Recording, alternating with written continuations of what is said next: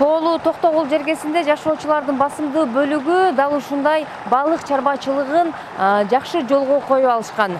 Жыл өткөн сайын балык чарбачылыгын жандаткан жырандардын катары көбөйүп барууда.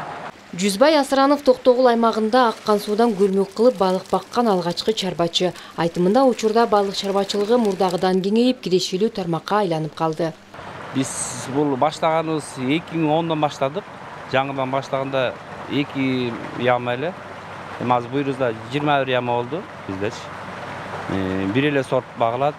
Парелдин чабактарын бишектен алдыртабыз. Бирок мунунда өзүнө жараша кыйынчылыгы жана түйшүгү бар. Ага чыдап мээнет кылса гана ийгиликке жетүүгө болорун чарба жетекчиси ырастайт. Анткени кар оор түшүп, суу катуу болгон кезде көп чыгымга да дуушар болушат. Киреш эсептегенде жакшы эле болот.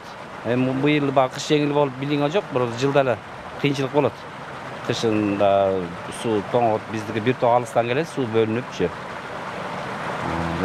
Буйрганы болот жакшы.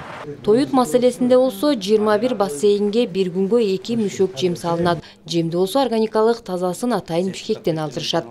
Азыр суукта көп жебейт. Жайында көбүрөөк кетет. Булар жемдер кымбат болот. Бизге ошо жем арзан болсо, өзүбүзгө деле жакшы эле, элге да жакшы болот эле, балыктын баасы ылдый түшөт эле.